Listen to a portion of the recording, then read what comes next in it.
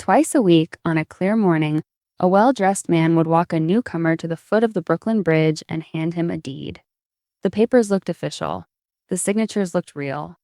The buyer believed he now owned one of the most famous structures on Earth. Within days, that same buyer would try to set up a toll booth on the walkway, and a police officer would gently explain that the bridge belonged to the city of New York and always had.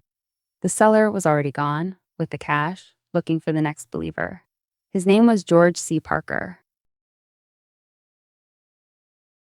George C. Parker was born in New York City on March 16, 1860, the son of Irish immigrants who had crossed from the north of Ireland to start again. He grew up in a large household with brothers and sisters, and, unlike many around him, he stayed in school long enough to learn to read men as well as books. He had no fortune and no famous name. What he had was a quiet confidence, a steady voice, and an instinct for what a hopeful stranger wanted to hear. In a city filling with new arrivals every single day, that instinct would prove far more valuable than money. To understand the con, you have to understand the harbor.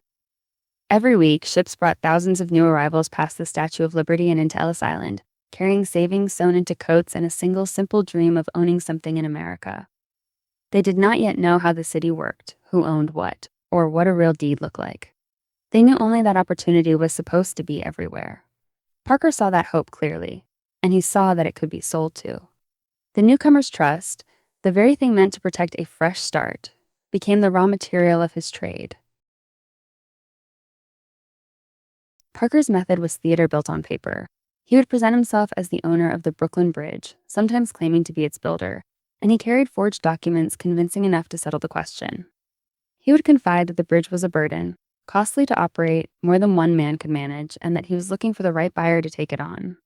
Then he would describe the money to be made charging tolls on a structure that thousands crossed every day.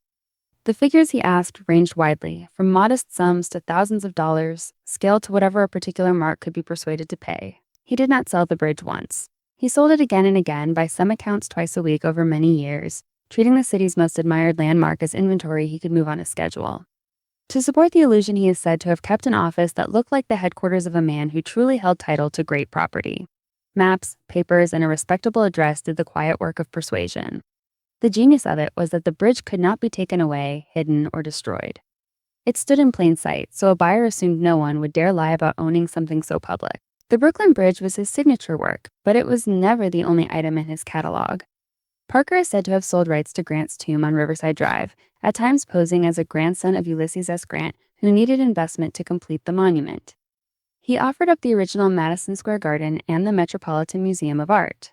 He even attempted to sell the Statue of Liberty herself. Each landmark followed the same logic. The more famous and untouchable the property looked, the easier it was to make a stranger believe that here, at last, was the deal of a lifetime. Consider the others on his list. The original Madison Square Garden was a celebrated palace of spectacle, the Metropolitan Museum of Art a temple of culture rising near Central Park. To sell either, a man needed only the nerve to claim them and the paperwork to seem to prove it. Parker had both. He understood that a famous building carries its own credibility. A buyer standing before something grand and permanent rarely stops to ask the obvious question of whether the smiling man beside him could possibly hold the title. By the time anyone thought to check, the deal was done and the seller had moved on. A con this brazen could not run forever. Parker was arrested more than once, and even when caught, he proved hard to hold.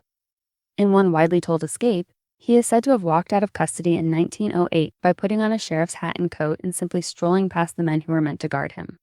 The aliases helped too. He worked under names like James J., O'Brien, and Mr. Roberts, shedding one identity for another as easily as he shed a story. For years, he treated the law as one more mark to be talked around. His undoing came not from the bridge, but from a pen.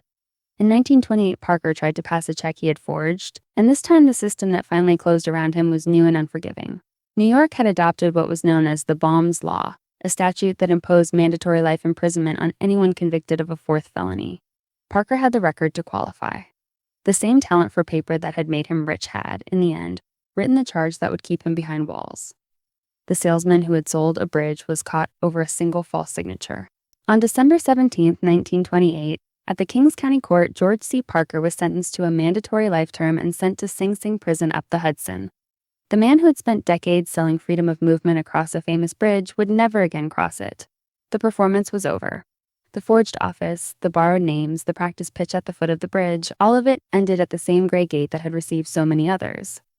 For the first time in his long career, there was no story he could tell to talk his way back out into the open air. Parker spent his final years inside the prison, and by every account, he never stopped performing. He is remembered for entertaining guards and fellow inmates with tales of the landmarks he had sold and the buyers who had believed him. He died at Sing Sing on January 9, 1937. His true legacy, though, lies in the language. Whenever someone says, "If you believe that, I have a bridge to sell you," they are repeating the memory of George C. Parker. He is the reason the Brooklyn Bridge became the eternal symbol of the deal too good and too public to ever be true.